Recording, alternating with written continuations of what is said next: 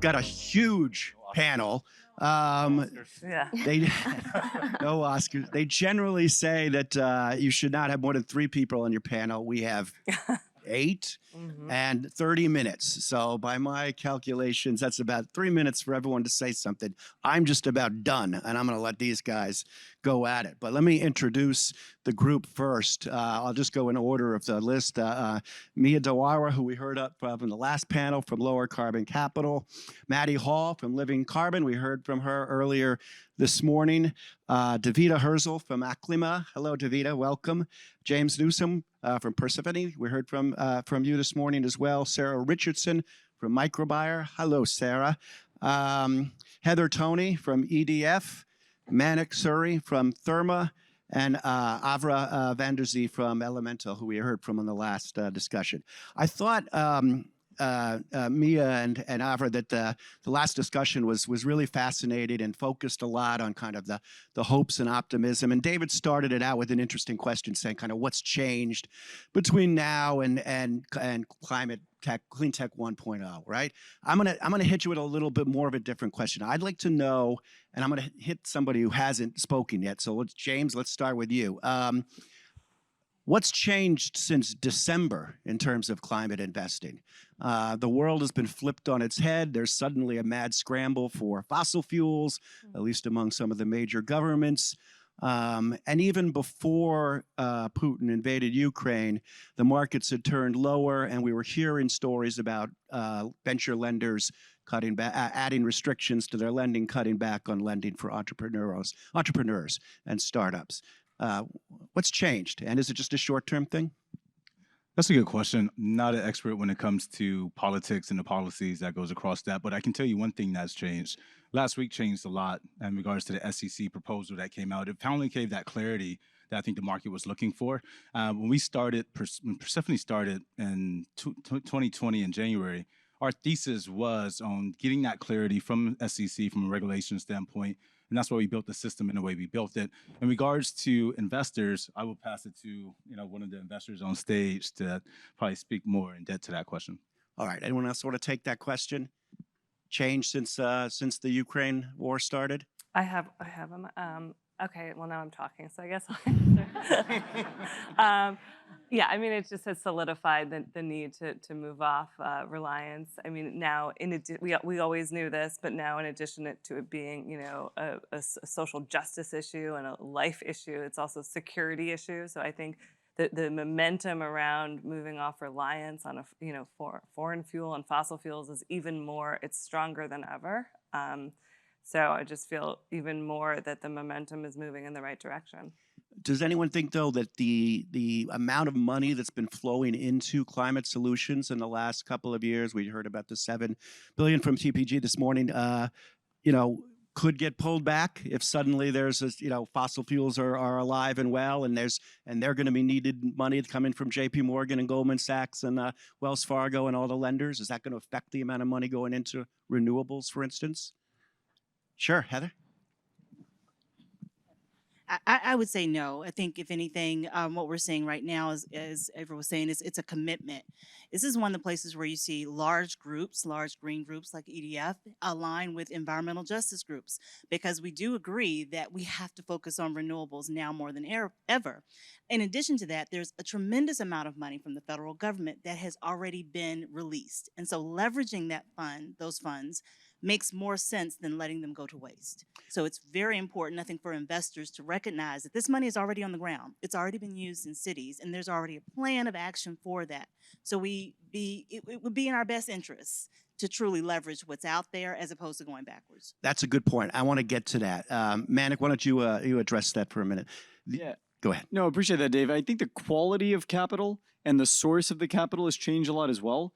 When we see the kinds of investors in the private capital markets that are now involved with climate tech, these are long-term minded, deep-pocketed, patient sources of capital. A quarter or an immediate crisis, if anything, reinforces a fundamental bet that this energy transition is necessary. Energy security is part of the story now, and not just sustainability. And so we're seeing huge funds that have lots of capital taking a 10, 20-year horizon on these investments. I think they're actually more excited about what's happening around the innovation economy and trying to invest in companies. I think the interest has actually increased. There might be a shift in valuation. That's a quarter by quarter, a month by month type of thing. There's obviously a lot of inflationary pressure and there's a lot of other headwinds, but generally there's way more patient, long-term capital, human and financial. And the human capital is the other piece of it. People want to work in this space. And so as long as people think this crisis is looming and needs to be solved, what happens every, on the news cycle is only reinforcing that urgency. That's a very good point. And if anything, the energy crisis going on in Europe has led to an acceleration of calls for an expansion into renewables. And we'll see if they can come through on that. Sarah, what are you seeing? Well, I'm a baby entrepreneur. This is my first go around. Sorry, I'm a baby entrepreneur. This is my first go around. But one of the things I'm learning as I go around is that capital is conservative, even when it claims to be risk taking, and even when it's meant to be passionate about saving the world, it's still very conservative. And for any startup company to say, we're going to be the future world, we're going to represent the way the world needs to look, they still have to present a conservative case for how they can survive until the rest of the world is suddenly motivated to catch up with them.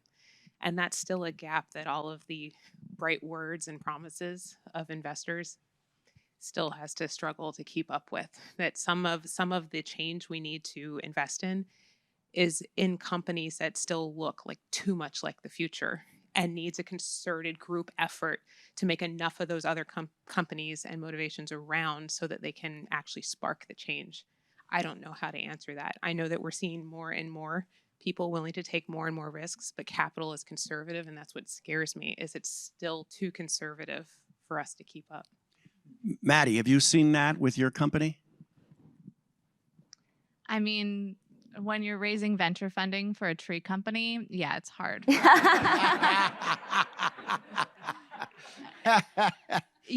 think overall we're a climate change biotech company, and the investors that believed in us were ones that I think saw that future that you so aptly described and agreed with the hypotheses that we had at a high level, that land was changing so quickly, areas were becoming degraded, and that science, in the same way that it's helped for crop yield, could help with climate change. So I think there are actually more investors that used to be traditional software investors that are getting comfortable with hard science and getting smart about hard science. And a lot of that has to do with early commercial traction that they see from large company partners. So even if X investor doesn't know very much about like capturing carbon off the back of trucks, if a lot of companies they know and trust very well have committed to doing that, then all of a sudden that investment becomes potentially viable or interesting to them. Good points. Good points. Avida? Well, and I was just going to add, I think where we've been really focused, because I agree, I think that the venture capital community, it takes a while, and especially with new entrants learning about and how the market is evolving and how the capital community is evolving. It's just, and in the current context, difficult in general. But so where we're really focused is customers and go to market. And so following up on Heather's comment, during the last administration, there was a lot of activity at the state level that made environmental justice and actual investments in reducing emissions in communities a mandate. And that has translated into a national mandate. And there are state level dollars, federal dollars. So we're very, very focused on that market. And then I think the other opportunity is in the energy sector, where you're seeing a lot of investments in transition and transition-related activities that are creating massive opportunities for companies that can support that transition. And so I think it's for us, how does the current moment really open up massive markets for our technology to support those efforts to reduce emissions and protect public health?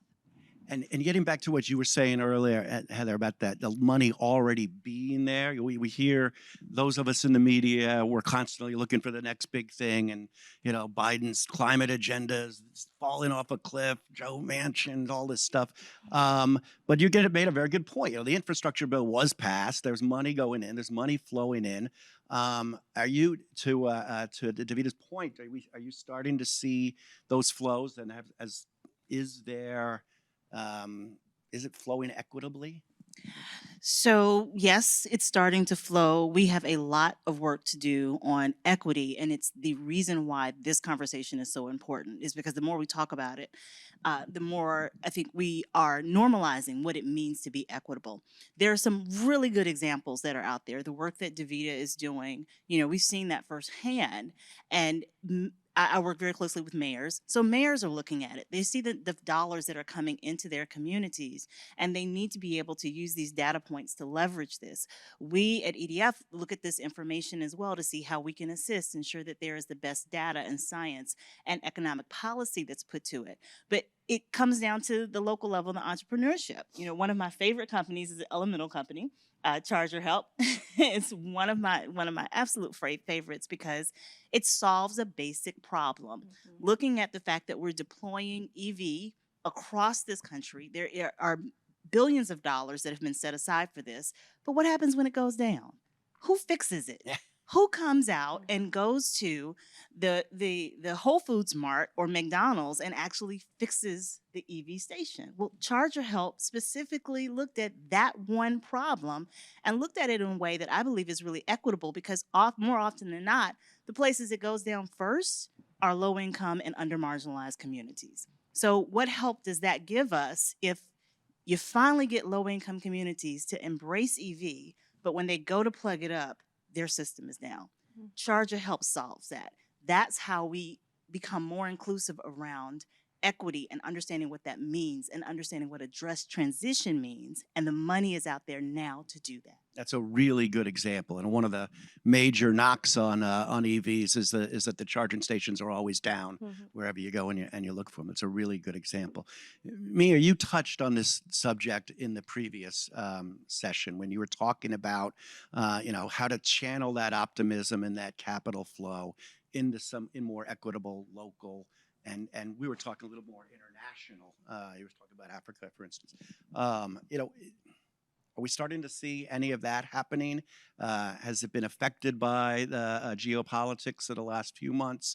I saw the Biden budget plan had almost $12 billion in it for international, which I hope is going to be targeted towards countries that need it most. But what are you seeing in that respect?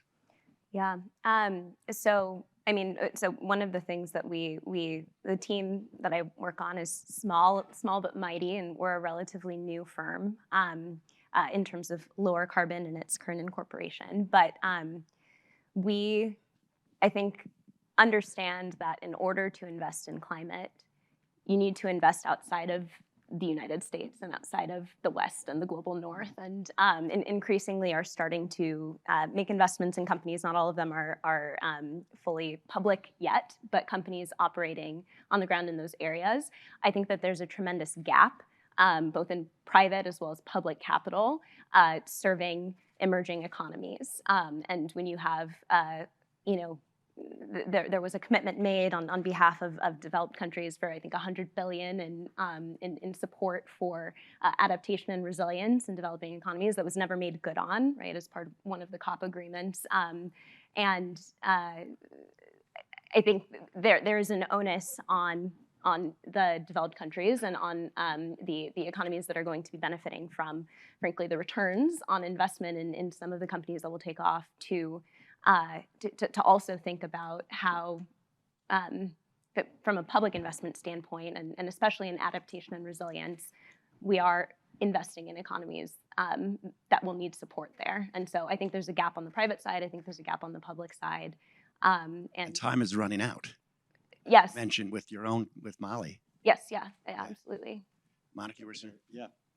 Well, I think that's exactly right. There's gaps on both the public and private side. And I think there are times when technology and risk capital can be an equalizer and can help create some of the diffusion curve that you need to see in developing economies. The company I run, Therma, works on refrigeration and cooling, which turns out there are refrigerators and air conditioners everywhere in the world. And it's growing at 33x by the end of the century, and it's already responsible for a big source of emissions. Everyone wants cooling because people want food and pharmaceuticals and vaccines and air conditioning. So we're working on using risk capital from Silicon Valley, some of the best, brightest, and most thoughtful investors, but our tech is deployed in 12 countries. We want to deploy it in 100 countries. And a lot of that can help reduce emissions in the long tail, where a lot of the growth in these problems is happening. If everyone had the same amount of refrigeration and air conditioning that we have in California, we'd be talking about 11% of all global warming caused by cooling. So, that math doesn't square. But I think risk capital, though it's concentrated in pockets like New York, London, Tokyo,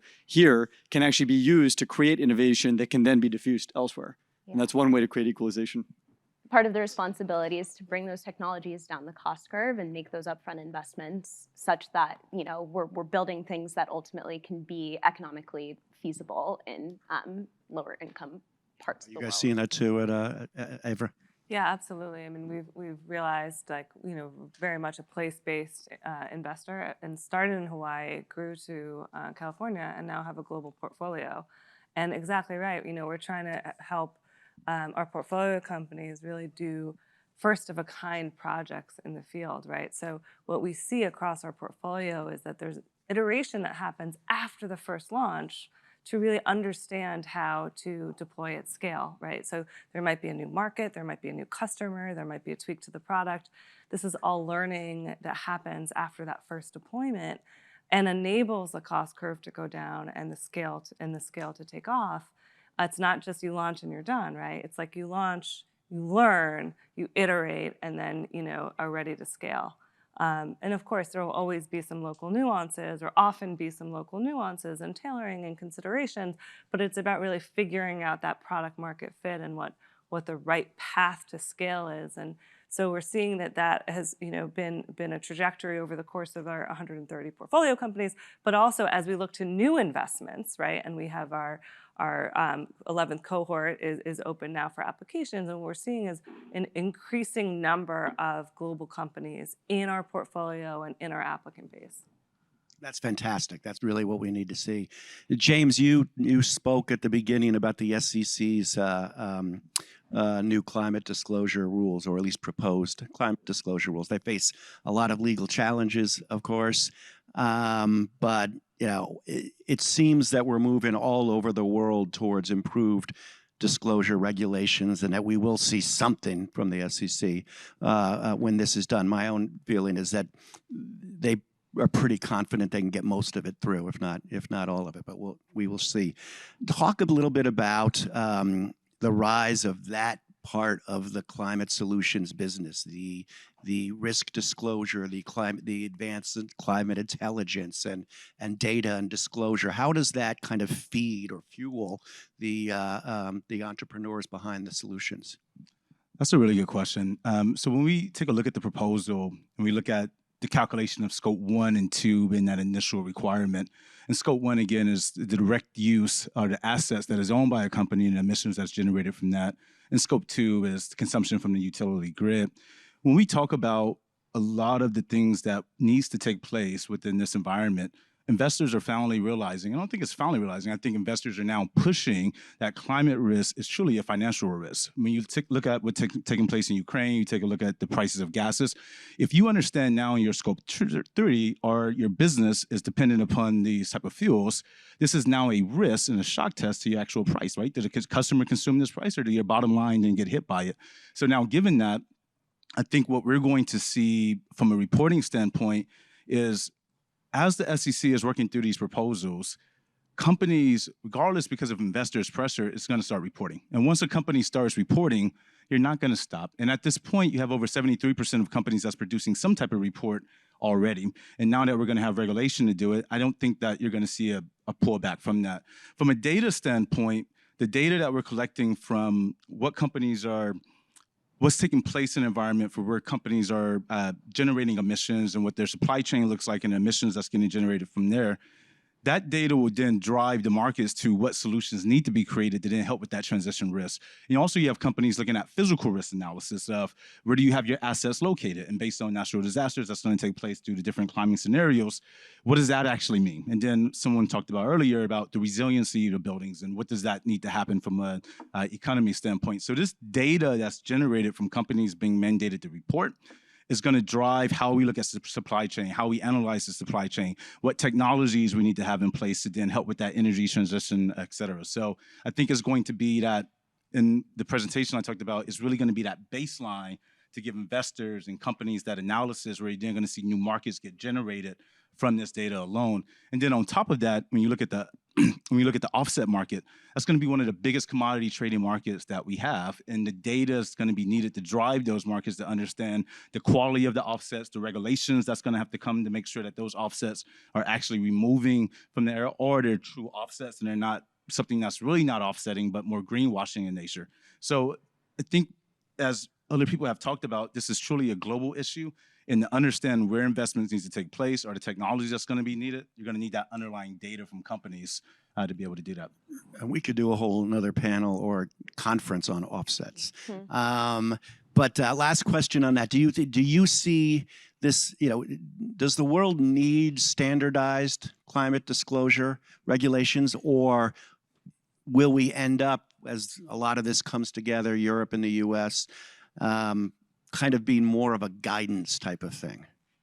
It goes back to financial accounting, and standards actually generate and create markets. If you don't have standards or confidence in the data that you're getting, you can't really build a market on it. You really can't make decisions on it. And so when we look at climate accounting now, where you have the GHG protocol as that baseline, if someone disagrees with the protocol and then come up with their own calculation for how to do it, that's very problematic, right? So think about that from a company's perspective. If I'm not able to read the financial statements of a company because I'm not sure what calculation or metric they use, how do I once know if I can compare it? How do I also know if I have true risk or not? And so really, when you look at climate risk as a financial risk, in order to have transparency, generate markets for investors to be able to make true allocations of capital, you need to have standards and guidelines. And we know they're not going to be perfect, but that's where the iterations start. And you have to start now with what we have. And then as more people are actually building around these standards, you have more audit and insurance that is taking place. Then you'll start seeing new standards on top of the GHG protocol, such as PCAP, Partner for Carbon Accounting and Financials, that's generated. I believe you're going to have that across multiple industries, where it will be more specific to that industry, so that when you see their statements or guidance, you can make better analysis in regards to the data you're looking at.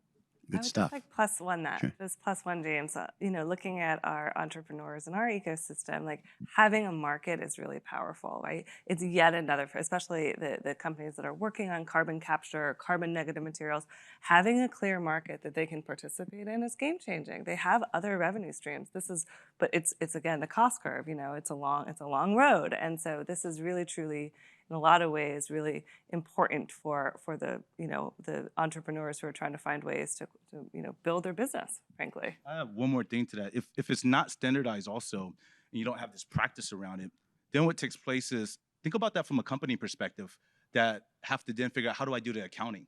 You think about the confusion that will cause, and actually the additional capital they will have to expense to do it all differently. And so actually by standardizing it, it reduces the cost to actually do this at scale. By not standardizing it, it actually increases the cost to be able to report back to investors, because you're all trying to use different solutions. Davida, you were trying to say something? I mean, I was just going to compliment what you were saying, because we are seeing boards of major companies already responding to the SEC rules and wanting to get ahead of this and saying, actually, we don't understand our actual emissions. These are major, major emitters, right? And there is, just to get wonky for a minute, there's some concerns right now, and as standards evolve, this will evolve and change, but emissions factors are what are used to calculate, to do this accounting. Those emissions factors are not necessarily based on direct measurements of emissions. So there is a gap. We know, for example, going back to methane, that there's a massive gap between what we think the methane emissions are and what the emissions coming out of the Permian Basin actually are, for example. And so we're already seeing boards who have a fiduciary get ahead of this and say, come in, please generate measurements. We need data to understand how to improve our operations, because once you start reporting, there is pressure to improve, right? Measure what you manage. Emissions have forever been an externality. What these kinds of rules do is that they turn them into an internal cost and an internal risk that you manage as part of doing business, which is what it should be. Go ahead, Manik. Then I want to get to audience questions. Just want to add on the front lines. I mean, we're selling products right now to companies like Marriott, McDonald's, Now Foods, Wyndham, Hilton. And when we talk to C-suites, they want to know, who am I selling this to internally? Is this a financial decision that the CFO should be thinking about? Is this an operating decision that we should be thinking about from a sustainability as part of bottom line? Is there a reporting metric around our net zero commits? So just to where the rubber meets the road, when companies are thinking about buying technology or adding services that improve their sustainability, I think excellent points, James and others. When you have standards and when those standards are both trusted and shared by many people, it makes it a lot easier for quicker decision-making, faster adoption of new solutions. People can then make decisions around the risk around that, as well as around the investments long-term. It just speeds up the whole process and also allows a lot more players to get in on it. So SEC and public sector, SEC and public company innovation is driving downstream innovation across smaller companies as well, and making it possible for newer players like ours and many of the folks here building companies to actually play and scale faster. So it's great to see it. Awesome points. All right, I've got a bunch more questions, but we're running out of time, so I want to make sure you guys can ask any questions if you want. Is anything from the audience yet? Yes, sir. Hi, I'm Nicholas, Berkeley MBA student. My question is, coming from Brazil, I'm very interested in local solutions.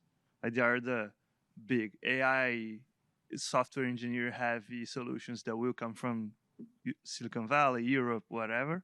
But what are the local solutions that, as investors, you're interested in seeing coming from developing countries?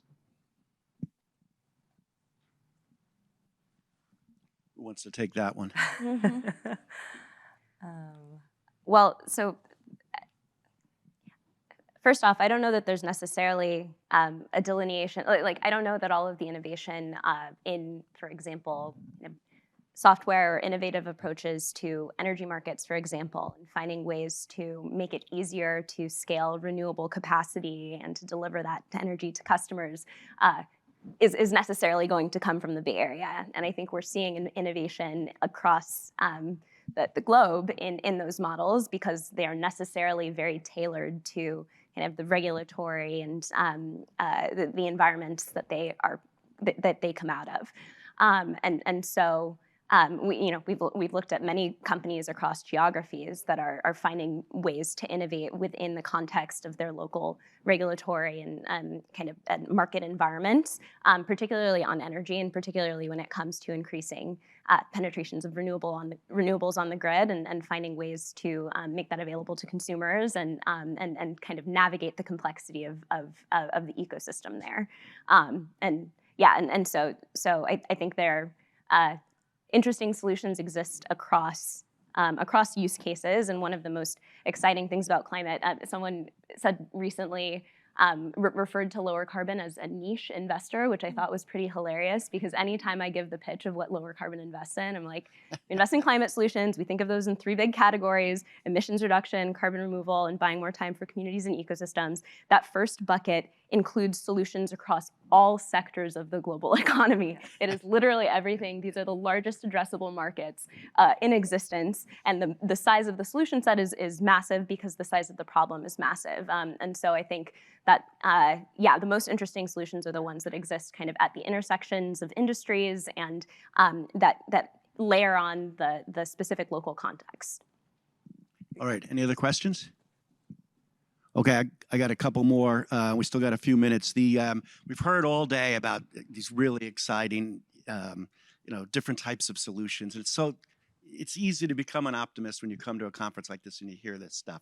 And the tree biotech, I love the idea, and some of the stuff that Bill Gross was showing us early on. You guys are all pros. You're either running your own companies or investing in companies. Give me in just a short sentence, so I can hit each one of you in the next 2 minutes. What technology and or company gets you most excited? Malik, let's start with you. I mean, it's hard not to plug your own. You can't pick your own company. It's like, is that a rule? You can't pick your own company. It's like the only thing I think about Just these what's days. cool. Sorry. For instance, there's a company here that's using drones to fight wildfires. I think that's really cool. That is really cool. I love, I'm really fascinated by these kind of moonshot ideas that people are investing in now. I think I'm very excited about the ecosystem around carbon sequestration. some of these companies that are now actually creating carbon removal from the atmosphere. There's Okay. 2 Icelandic firms. I won't go down carbon sequestration, Carbon but I think sequestration. that's part of the solution set. Like Heather? companies that are I mentioned Charge of Help already, but something I'm really excited about is we announced today, actually, a partnership that EDF has with the African American Mayors Association. So we've developed a fellowship program where we're actually working alongside mayors of color in communities that are hardest hit to develop these solutions together. I'm thrilled about that and excited that we're doing that. Fabulous. Congrats. Sarah? I'm a big fan of companies that are founded around a question of an assumption that ended up not being true, but that everybody had. So I'm going to plug some of my favorite, some of my cousins from Activate Cyclotron Road. I love Feasible. I love Gradient. Fabulous. Those are great companies. Mia? Yeah.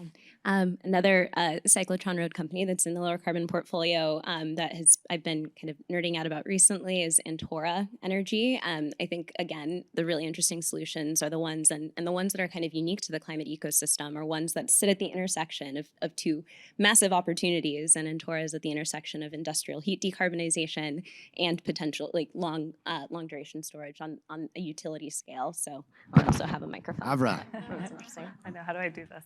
I'm really excited by some of the innovation in circular economy, especially taking waste and turning it into carbon negative materials. There's a company called Made of Air that functionalizes biochar for industrial use. It can be used for buildings. It can be used for products. It can be used for sunglasses. I know them. That's a really cool company. It's a really cool company. So, and there's a lot of innovation in. Are you this space. investors in them? They're an elemental company. All yeah. right. James? The whole ecosystem around the data that we actually need in order to do calculations at scale. So there's companies that are working with, pulling data from smart meters where you can ingest that data, understand the carbon footprint in real time, and then be able to adjust that. And then going back to carbon removals, I think that's going to be key to actually being able to be able to transition towards net, or to get to net zero. We have to be able to figure that out from a technology standpoint. All right. Maddie? I'm really excited about the idea of highly integrated carbon farms. So what I mean by that are different project developers or different technologies actually working together to maximize the carbon that you can capture per acre land, right? So a direct air capture plant that also has trees near it that's also being used as a site of bio-oil injection.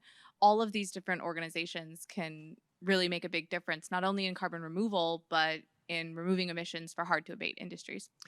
Great one. And we did not talk enough about agriculture today. Next time. My Davida. favorite, well, I have many, but one of my favorites is actually run by Donnell Baird. He runs a company called Block Power, and he's addressing one of the biggest and probably unsexiest part of the climate problem. 30% of greenhouse gas emissions are from buildings. And so he is mobilizing gigantic workforces and new financing strategies to decarbonize buildings in communities hardest hit by pollution and low-income communities, and also creating an incredible workforce development program to actually train people up on how to do this in their communities. He recently got the city of Ithaca to commit to decarbonization at scale across the entire city on a very aggressive timeline. So love with Donnell. That is fabulous. Well, thank you all for your ideas and your thoughts. Really appreciate it. Wish we had more time. Thank you all. I'm sure you can see everybody afterwards. Thank you all.